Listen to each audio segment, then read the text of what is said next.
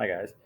This is my video explanation for the third of the big questions. And this one has to do with examining Indigenous Canadians and the Universal Declaration of Human Rights.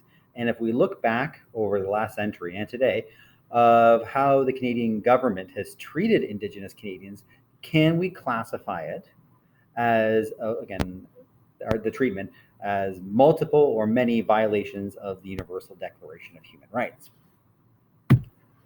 So again, I gave you this infographic. Seems a long time ago by now, but it's only been a month. Just a group of rights that have been decided upon by the United Nations that every person on Earth has. So Canada is a member and has signed the UDHR. So when we look at all these individual rights, are there any examples where Canada has failed to hold up its obligations, especially concerning Indigenous Canadians?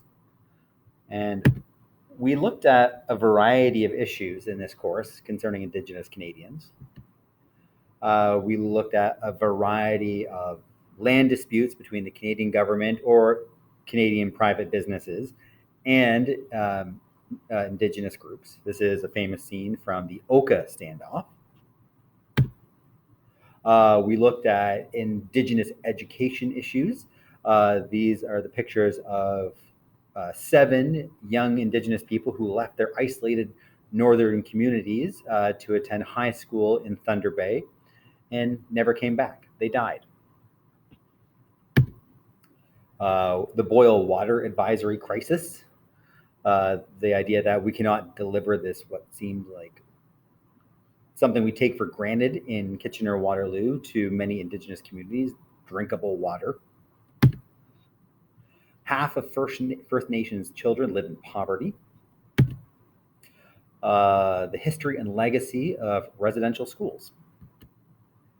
And connecting it finally to the problem of murdered and missing Indigenous women, where the stat here is 84% of Native women have experienced violence in their lifetime. So when we look about all the issues we've studied in this class, can we classify the treatment of Indigenous Canadians as a human rights violation according to the UDHR? Okay. If you have any questions, Classroom, Gmail, or Google Meet. Have a good day.